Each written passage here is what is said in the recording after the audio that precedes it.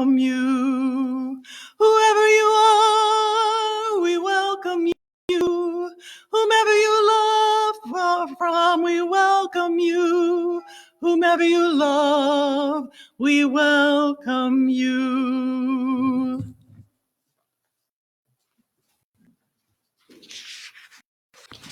Good morning. So glad to have you here with us. I am Laura Emerson Slusher, and that was Lynn Israel leading the music. We will be presenting your service today with a little extra help. Steve Israel is handling the streaming here with us, and Lisa Merrill Price and Kevin McClooney are providing technical assistance from home. Also here with us at safe distance is Joe Zielinksi, who's going to be our featured speaker today in the service. Thank you for tuning to our live stream. In light of the social distancing needed for reducing the spread of COVID-19, we are glad that you can keep in touch. We can support one another in our community, even though we can't all be here in person. We have been asking people to send joys, concerns, and announcements to services@mvuuc.org. Having a little bit of technical difficulty with that, but Lynn is working on gathering up some announcements and joys and concerns as we are able to. And if you would like an order of service, please click on the link provided in the comments on the video or see the email that was sent out this morning. We join together this morning to seek justice, equality, and fairness in the world. Our hearts are touched by the human need we feel around us, whether it's far away or within reach of our hands. We come here to be together because this is how we believe our lives are best lived: in questioning and in conversation, in compassion and in service, in gratitude and in joy, in companionship and in love. It is good to be together with you this morning. Please take a moment to think of all of your friends at MVUUC.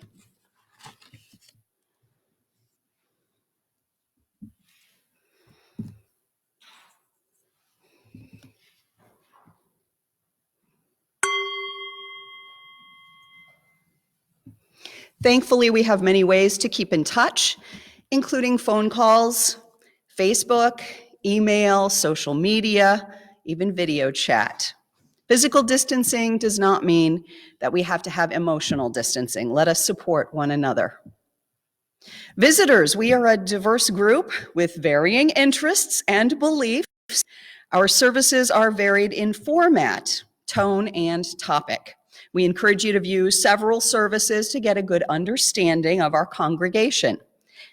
And if you'd like to receive the weekly email newsletter, please email news@mvuuc.org. And I will repeat that, news@mvuuc.org. MVUUC remains committed to supporting our members and our friends during this difficult time of social distancing. For that reason, we are coordinating assistance with groceries, phone calls, and other needs. If this is something that would be helpful to you, please reach out, send an email to sac@mvuuc.org. That's sac@mvuuc.org with your name and the type of assistance that you would like to request. Now it is time for announcements, which Lynn has been getting for us.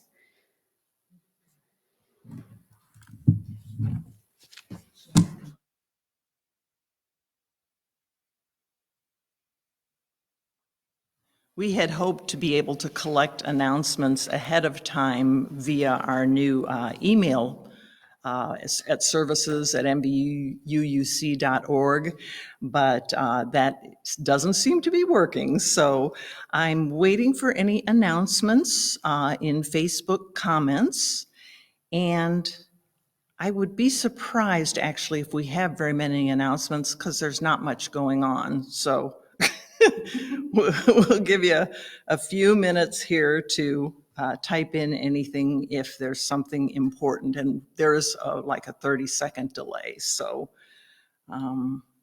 yeah, I'll give about 15 seconds more while we wait for any announcements.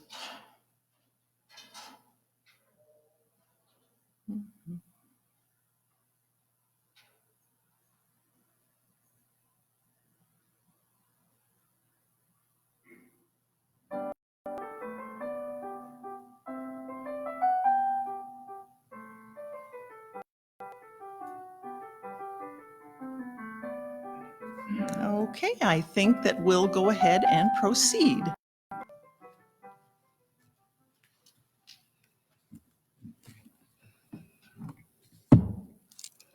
Lynn will be lighting the chalice for us today, which you can see there right in front of me.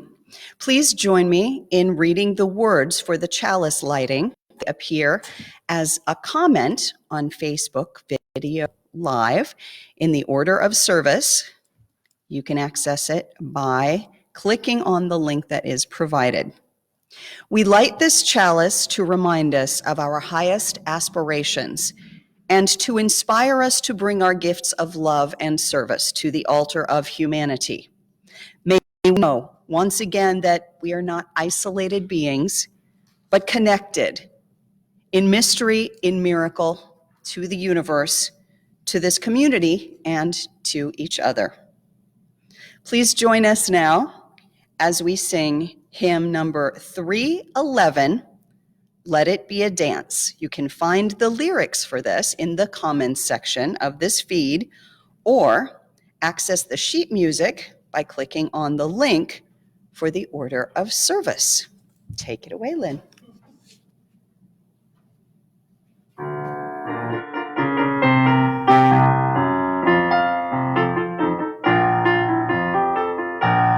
Let it be a dance we do. May I have this dance with you through the good times and the bad times too. Let it be a dance. Let a dancing song be heard.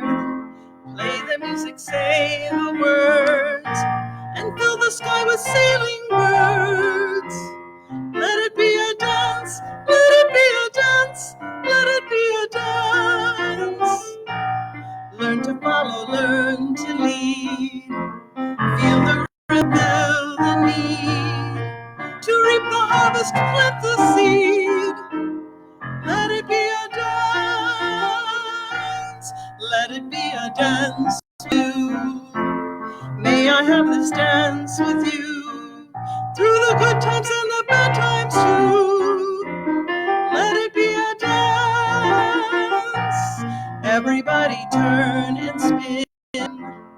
Let your body learn to bend. And like a willow with the wind, let it be a dance. Let it be a dance. Let it be a dance. A child is born, the old must die. A time for joy, a time to cry. Take it as it passes by. Let it be a dance. Let it be a dance we do. May I have this dance with you through the good times and the bad times too. Let it be a dance. Morning star comes out at night. Without the dark there is no light. If nothing's wrong, then nothing's right. Let it be a dance. Let it be a dance. Let it be a dance. Let the sunshine, let it rain. Share the laughter, bear the pain. And round we go again. Let it be a dance.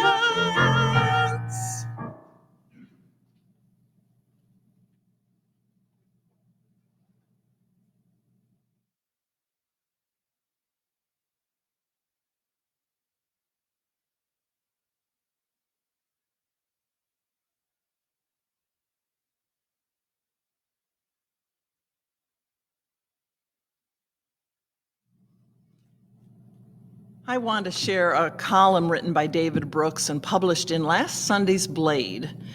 Many of you may have read it, but it's so good that it bears hearing more than once. It's entitled The Moral Meaning of the Plague. It can all so mean some random biological mutation sweeps across the globe, murdering thousands, lacerating families, polarizing dreams. Life and death can seem totally arbitrary. Religions and philosophies can seem like cruel jokes. The only thing that matters is survival. Without the inspiration of a higher meaning, selfishness takes over. Well, this mindset is the temptation of the hour, but it's wrong. We'll look back on this as one of the most meaningful periods of our lives. Viktor Frankl, writing from the madness of the Holocaust, reminded us that we don't get to choose our difficulties, but we do have the freedom to select our responses.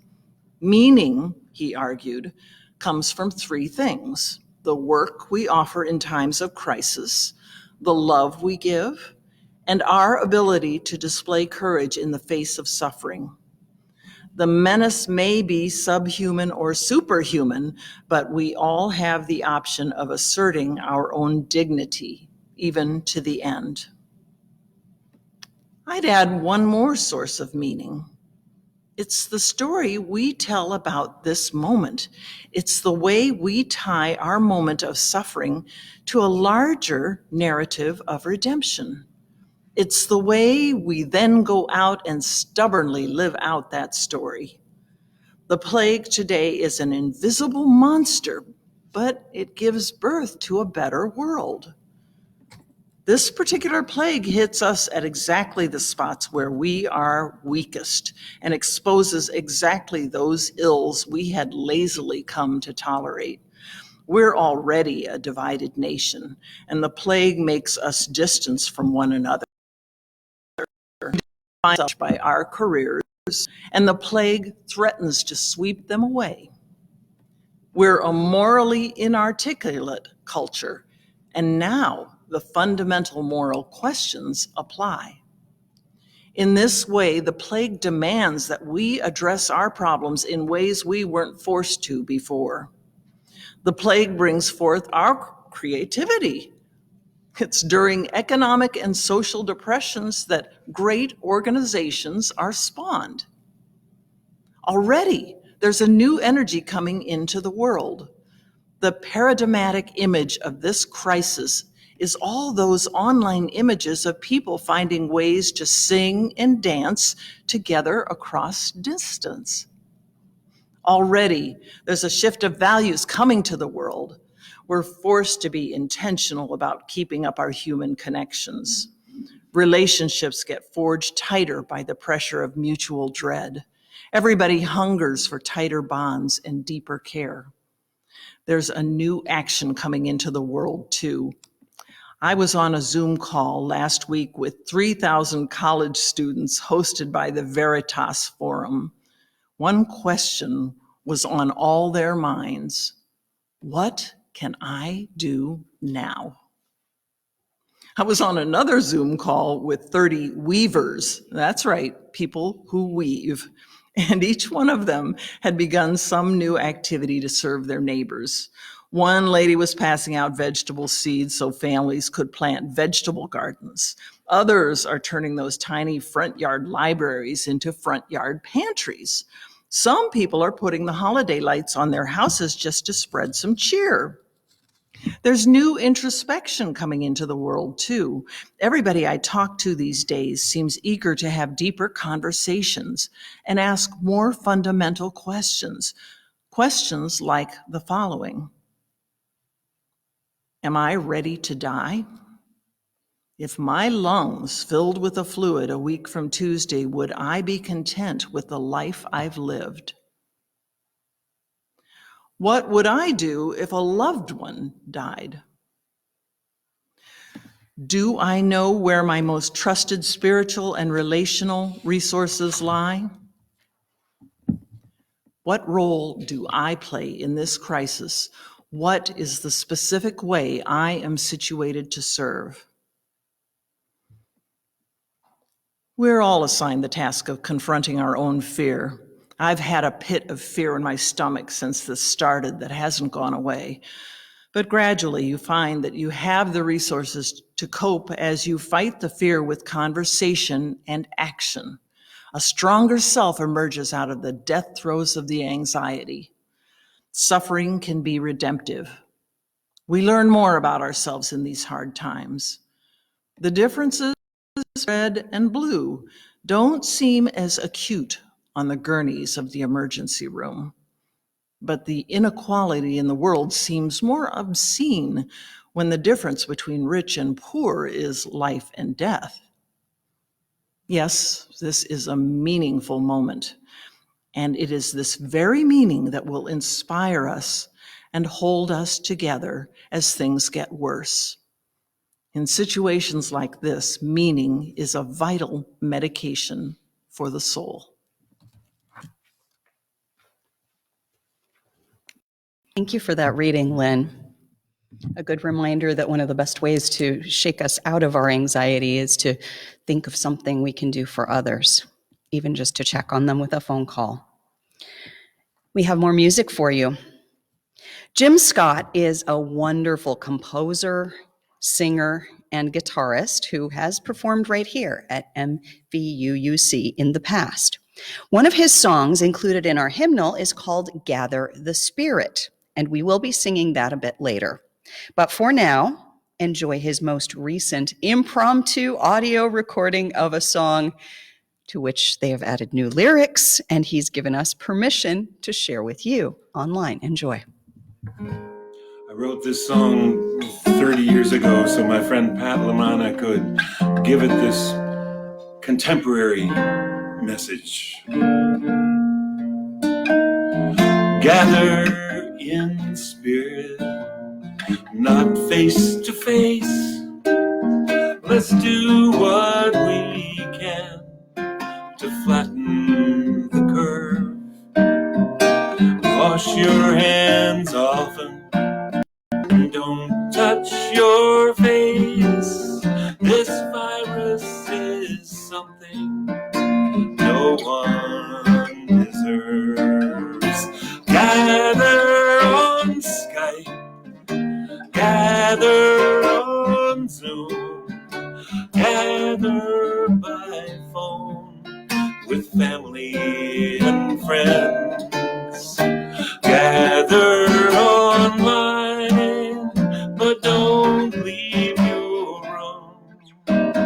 Let's all stay safe until this crisis ends. Gather on Facebook, but not for too long. There's so many ways to sweeten the time.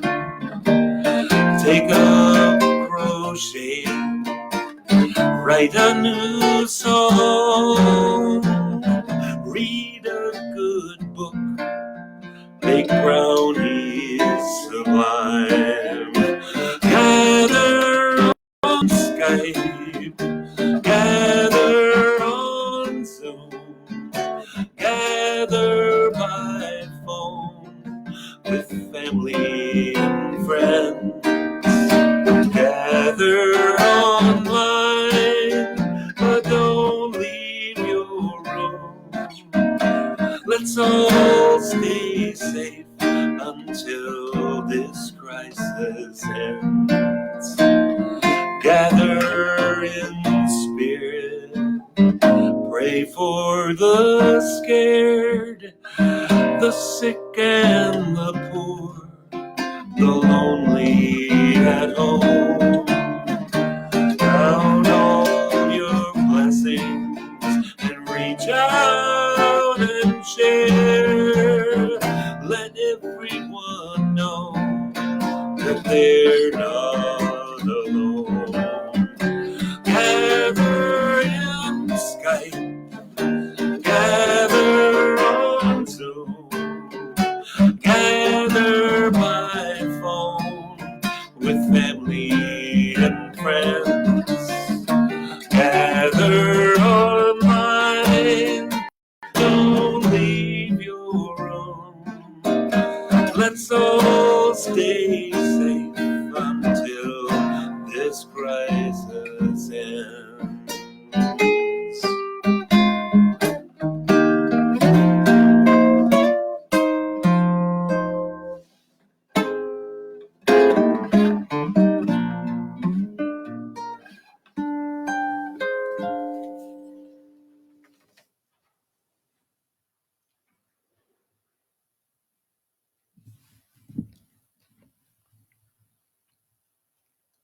pretty good. Okay. All right. Mics are live. Hi, everybody. I'm Joe Zielinksi, and I'm your speaker for today. And the topic is We Rise Together. I last spoke here on March 8th, and it was later that week that Lynn and I confirmed our my reappearance here today on Easter Sunday. So happy Easter Sunday for those of you who celebrate Easter. And my original topic, which I've kept the title, but sort of changed the content a little bit. My original topic, my original idea on this was to sort of look at the confluence of Easter and Passover and Ramadan, which starts later this month, and sort of look at the overlapping traditions between the three Abrahamic or Desert Fathers faiths as they relate to springtime traditions and how that ties in with this season of the year. Well, things change rapidly in the springtime, and this was no exception. A week after that, on March 16th, the governor decided that we weren't going to have our election primary because it brought too many people too close together. The primary was supposed to be on March 17th, and it was less than a week after that then just about everything else shut down. And we were asked to maintain social distancing, and now people are wearing masks. By the way, a friend of mine made this lovely mask for me. I wore it for the first time yesterday when I went to Costco to get some necessary shopping done. So our lives are significantly different in about a month. And we've got this virus crisis upon us. And with all the restrictions, it feels like an apocalypse, to some people. And I thought it would be useful to sort of look at ways in which we can modify our response to some of these things, because some of the, this whole situation is stressing a lot of people out, including me, I must admit. And I'm not afraid of zombies, but I've seen enough zombie movies to know that, you can't run away from them. They just multiply.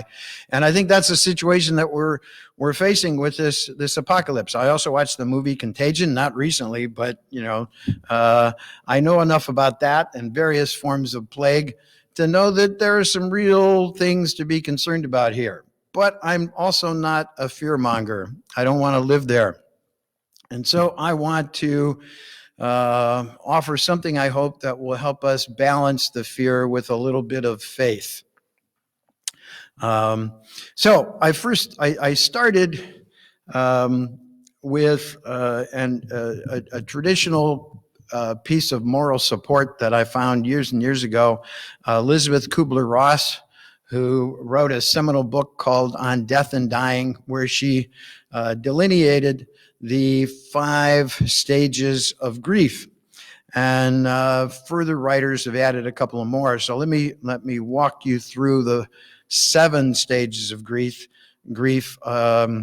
amended by the most recent, and see if you can relate to your process here and see if you're experiencing any of these stages. The first is shock.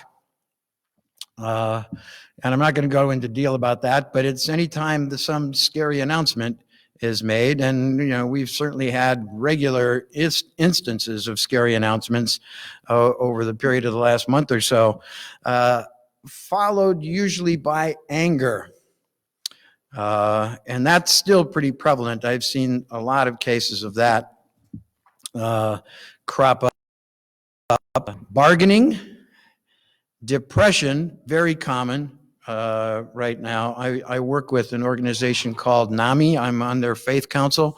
NAMI is the National Alliance for Mental Illness, and the resources that are available through NAMI are available to anyone So if you're experiencing bouts with depression, call NAMI.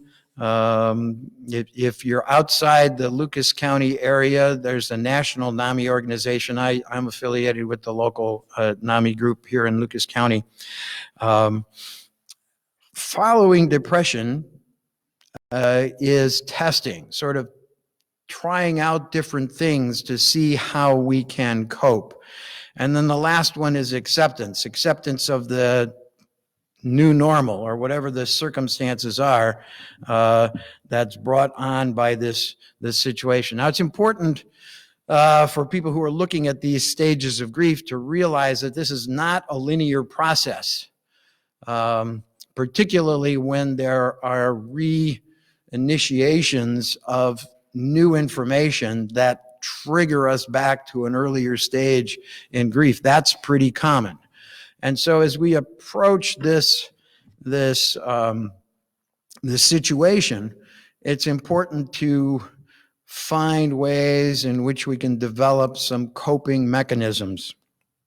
Now, typically our coping mechanisms are to reach out to family and friends, and that unfortunately is somewhat compromised given the need for social distancing and the challenges we have in trying to stay apart. You just can't hug your neighbors like you used to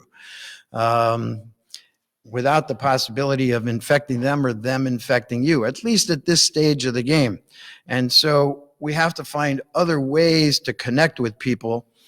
And so we have Zoom and Skype and FaceTime and Facebook Live and these other ways of connecting with people that may or may not be a two-way street. I know one of the challenges for me, I've been teaching classes at the University of Toledo, and my face-to-face classes have, of course, had to transition to remote learning. And that means now my time spent with my students during the assigned class time is spent via a tool inside Blackboard called Blackboard Collaborate Ultra. Ooh, sounds really cool, right? But it's not that cool when the students don't turn on their cameras and don't turn on their microphones and just sit there and listen to my lecture. It's really not as interactive as the class that I'm used to teaching. So in many ways, it's as much as I can do to help recreate the face-to-face class experience for them, but it's not working for me because I don't get that regular feedback that I get from students that I crave as part of my process in being effective at what I do. So it's a challenge sometimes, but I've had a lot of Zoom meetings with friends, other committees and other organizations that I belong to, and that's been very, very helpful to stay connected with people. So some other things that traditional spiritual practices that one might find very helpful during this time is prayer, surprise, surprise, meditation, and affirmations. You know, starting the day with just recognizing that it's good to be alive, to just wake up in the morning, put your feet on the floor, and get up and recognize that being alive is a great way to start. And recognize that maybe you're not the only one and that there are people that might need you to be alive today. If you're sheltering in place with family, you know, the increased proximity might be challenging, but at least you have family with you. There are lots of people who don't have anyone living with them, and then they may be experiencing considerable isolation during this time because it seems to be a forced isolation. They may be living alone anyway, which they may be comfortable with to some extent, but in the past, maybe they had opportunities to get out regularly, and now they find themselves even more restricted by these current situations. Personally, I've always found the Serenity Prayer to be very helpful for me because in the Serenity Prayer, it specifically asks for the serenity to accept the things we cannot change. And there are so many things about this situation that we can't change. The courage to change the things we can, and the wisdom to know the difference, and trying to get to that third place where you have the wisdom to make the distinction between what you can change and what you can't change is the part that's critical for me. And other elements of affirmations, taking one day at a time, remembering to do first things first, and letting go and letting God. And some of you may recognize those as 12-step affirmations, but they're in pretty common use these days, and people use them pretty regularly. Now, I'd like to take this moment to also acknowledge the fact that there's lots of synchronicity in the universe. When I saw the order of service and I read the David Brooks article, and he mentioned Viktor Frankl, I looked at my notes and I saw in my notes that I wanted to talk about Viktor Frankl today and man's search for meaning. I think I read this book first in a college psychology class as a supplemental reading, and it was profound for me at the time, and it still is one of the most profound books I've ever read, even though I haven't read it in a really long time. And I actually watched an interview, an old interview with Viktor Frankl on YouTube just the other day because I was thinking about him in relationship to this talk. The idea, some thoughts that Brooks had that tied in with my thinking about Viktor Frankl was the idea that so many of us are self-identify by our career or the work that we do. And for many people who have been asked not to come into work, just the change of schedule, even if you're able to work, but you're working from home, and I find myself in that situation, it's so different than what your regular work is. And if your identity is locked into your work, your career, you may have a great deal of separation anxiety related to that in trying to accommodate to this new situation. And so Frankl's approach to that was the work that we do, not the career that we have. And so work is very broadly defined in terms of Frankl's identification of where we find meaning. It's work. It's based in action, right action at the time. So if you are familiar with Buddhist tradition, right action is one of the one of the eightfold paths to enlightenment. And of course, love, who we love, how we express that love is a path to meaning. And of course, the courage in times of difficulty. And for anybody who doesn't think that this is a time of difficulty, all you've got to do is sit down and think about what you individually or your friends or family or the people in the hospitals are going through right now. This is a time of difficulty, and it's nationwide, it's global, it's significant. So the other thing, I mentioned that I'm a Star Trek fan and a born again Jedi in a previous discussion, but I also am a fan of Babylon 5. And if there are any fans of Babylon 5 here, you may remember the great battle that the people from Babylon 5 were engaged in with the Vorlons on one side, who we thought were our allies, and the shadow people on the other side, and the tension between these two societies, these two ancient societies created this tension that had lasted thousands of years. And every 1,000 years or so, there would be a giant battle where they would reawaken for the soul of the universe. And the two questions that were asked, the Vorlons asked the question, "Who are you?" And the shadow people asked the question, "What do you want?" And I think these questions are still questions, like Brooks was saying, the fundamental questions that we ask ourselves in time of crisis like this.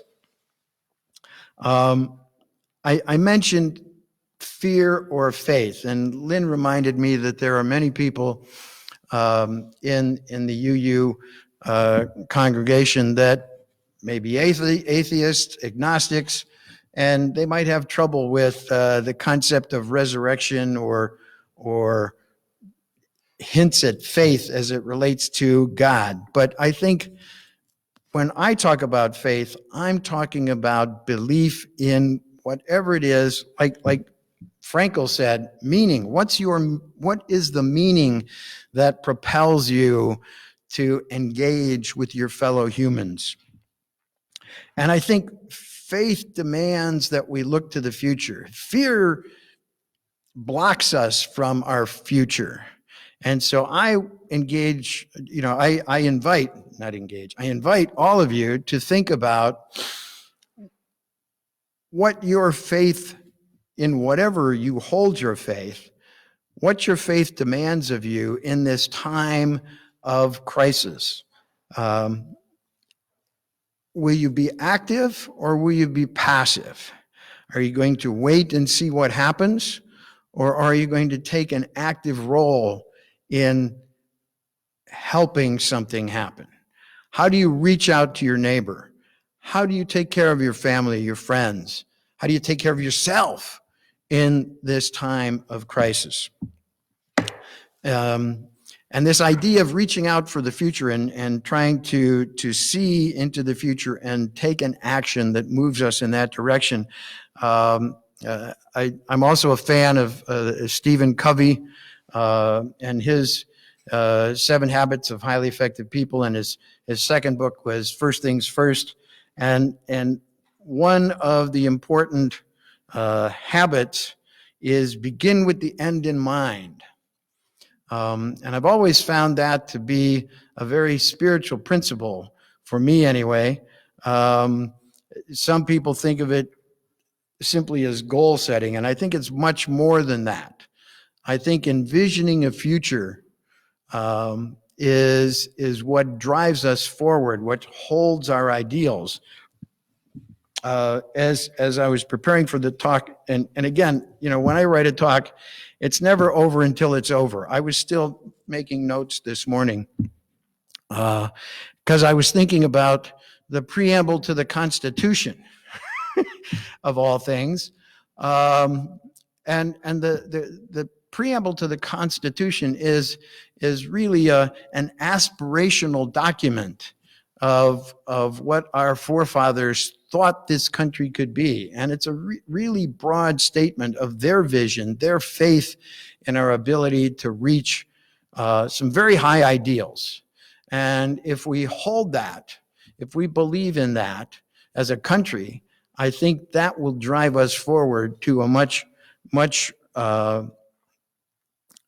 better response to this crisis. A lot of the things that remind me that there's still a lot of fear are the very narrow fear-based responses. When will the economy restart? When will I get my job back? When?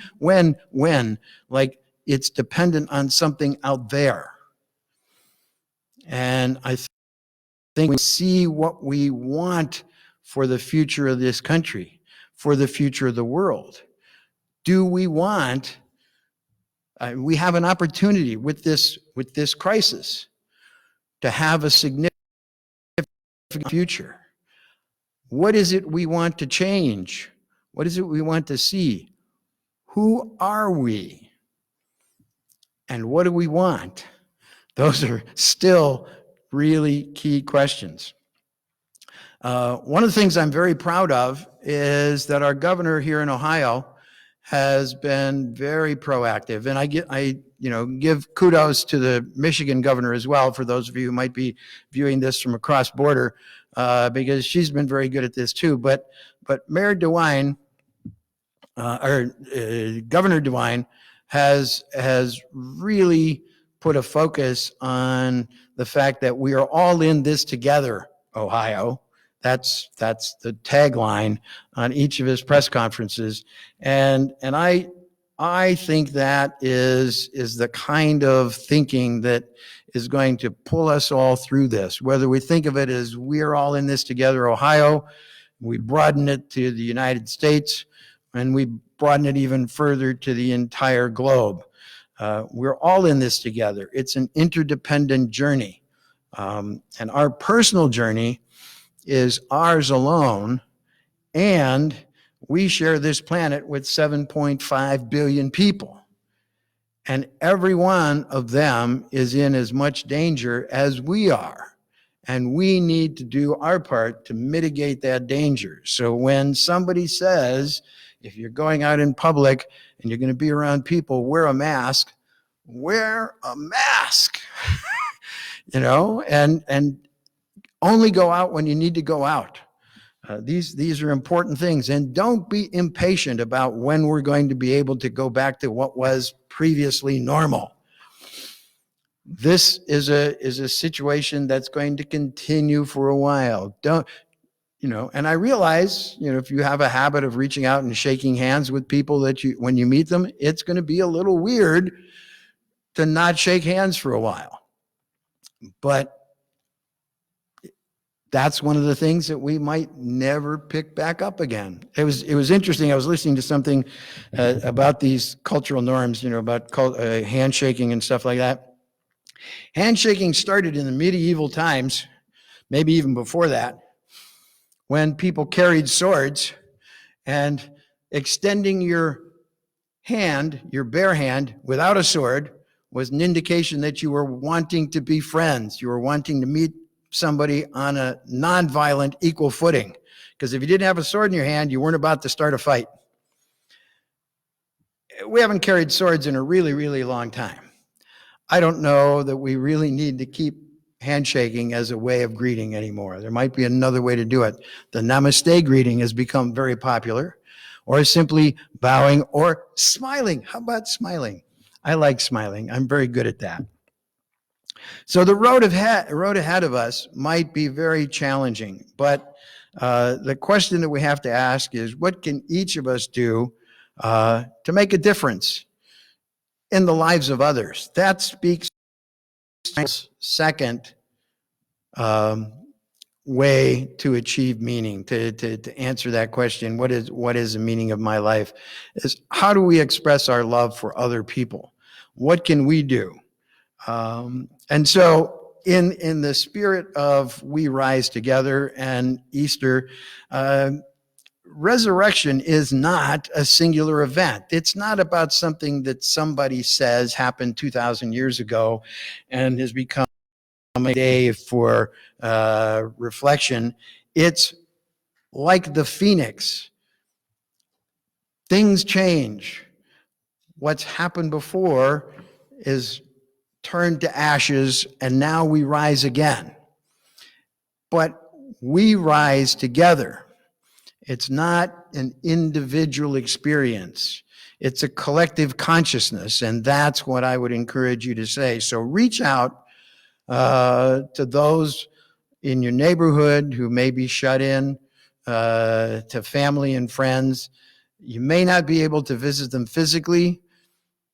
Some people, if you're feeling courageous, you may be able to visit some people courageously. Mobile Meals still needs people to volunteer and provide food for those who are shut in. And there are plenty of opportunities if you're willing to take action. And so if you're really bored at home and you're tired of binging on what is it, the Tiger King? Yeah, that's the Tiger. Oh my God, Joe Exotic. He's not very exotic. Odd maybe, but exotic, I don't know. But if you're tired of binging on TV and stuff, go do something for somebody else. Believe me, it will make you feel much better. So that's it, I guess. Oh, one other thing. I brought this. I mentioned this book to a lot of friends. It's called Democracy Day by Day, and it has daily quotes in it to sort of stimulate your thinking. And this was a quote from Carol Moseley Braun, a U.S. senator. It says, "My mother told me it doesn't matter if we came on the Mayflower, a slave ship, across the Rio Grande, or through Ellis Island. Now we're all in this boat together." And I think that's how I feel about this situation. We're all in this boat together. So let's keep the boat from sinking. Thanks, Joe. Unitarian Universalists have voted on and adopted 7 principles that we consider important in guiding how we live our lives. On Sunday mornings, we always try to explain how these principles connect with our Sunday service topic. So today, I think I looked through the 7 principles, and we definitely focused on principle 2, which promotes compassion in human relations. We also focused on principle 6, which supports the goal of world community, and principle 7, which affirms respect for the interdependent web of all existence of which we are a part. We are indeed all in this together. Let's sing hymn 347 now. This is the one we promised. Gather the Spirit. You'll find those lyrics in the comments section. You can also click on the link to access the actual sheet music. And Lynn is getting ready to start the piano, and she will lead us in singing because you'd rather hear her sing than me. I'm certain of it. Okay.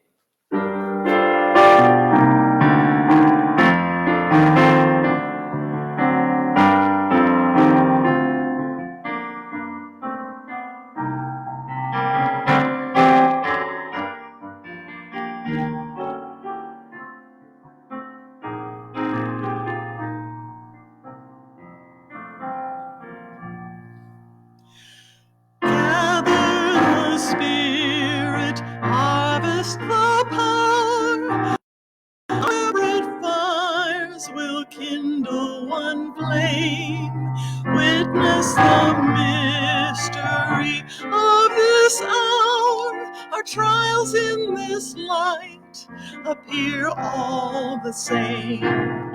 Gather in peace, gather in thanks, gather in sympathy now and then.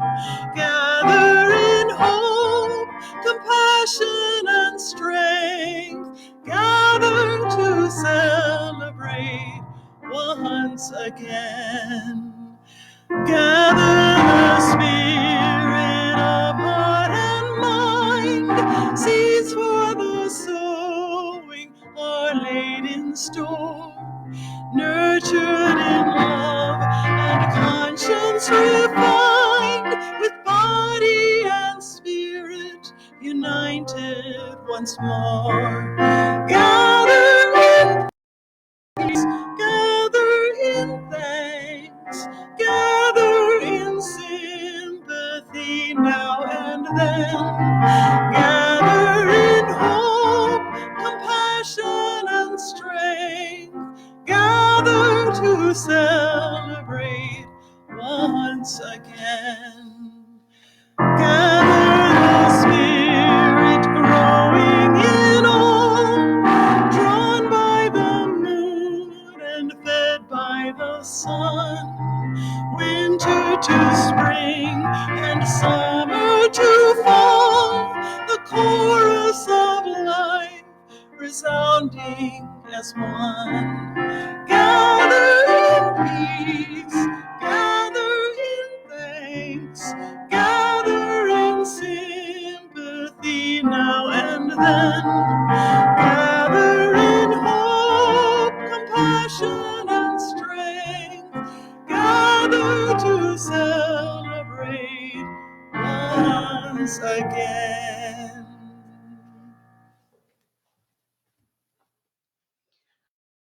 words were written by Susan Carlson. We leave blessed connections to one another, to the spirit of life. Walk lightly that you see the life that is below your feet. Spread your arms as if you had wings and could dance through the air. Feel the joy of the breath in your lungs and the fire in your heart. Live to love and be on this earth. Please join me in reading the words for Extinguishing Our Chalice that can be found as comments on Facebook Live video or in the order of service, which is by a link in the comments. This is the message of our faith: to act with passion in the face of injustice, to love with courage in the midst of life's pain. This is the meaning of our chalice flame. May it empower our hearts until we are together again. We've moved the offertory to the end of the service today because when you click on the PayPal link provided by Facebook Live, in the comments section, you'll lose your connection to our live feed. So save that for last. We're still counting on your pledge payments and donations to help sustain and strengthen the congregation. So that is important to all of us, supporting our efforts to be a community of love, truth, justice, and service. Feel free to stay online and visit each other via Facebook comments. And don't forget to click on the PayPal link to donate. Is to click on the link provided in the comments to join Google Video Chat after service. One more hymn for you. We're going to sing hymn number 123, Spirit of Life, and you can find those words in the comments section of the Facebook Live video or in the order of service, also posted as a comment on the video. Thank you for being with us today. Enjoy Spirit of Life.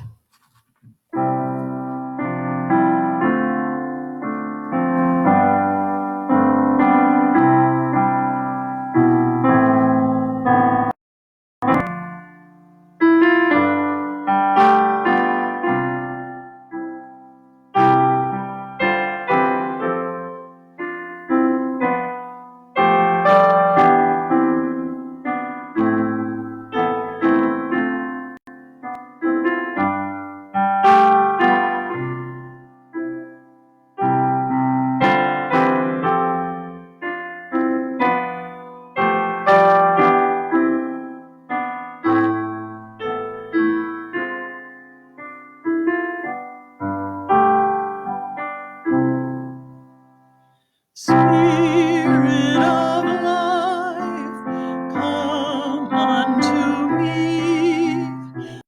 Sing in my heart all the stirrings of compassion. Blow in the wind, rise in the sea. Move in the hand, giving life the shape of justice. Roots hold me close, wings set me free. Spirit of life, come to me, come to me.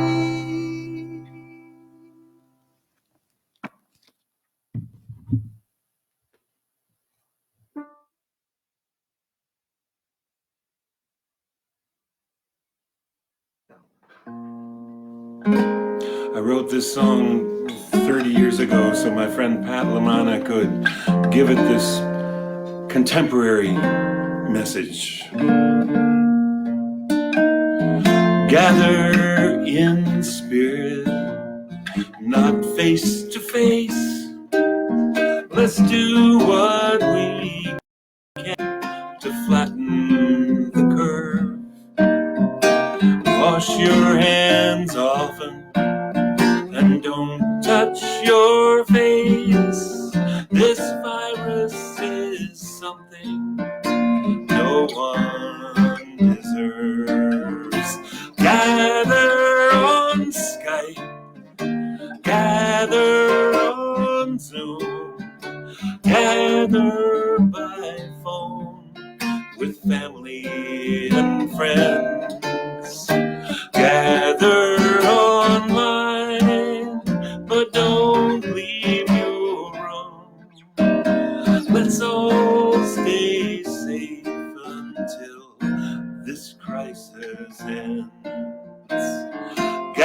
gather on Facebook, but not for too long. There's so many ways to sweeten the time.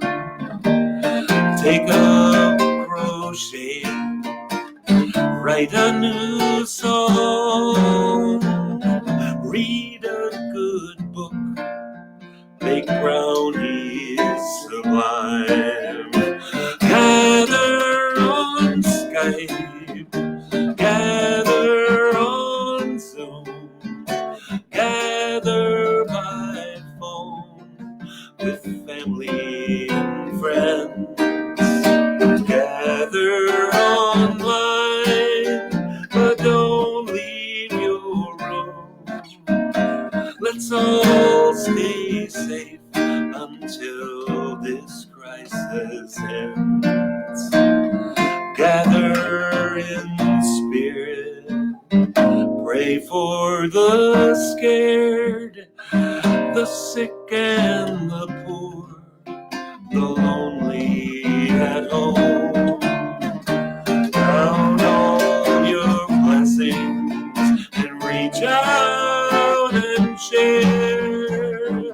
Let everyone know that they're not alone. Gather in Skype, gather on Zoom, gather by phone with family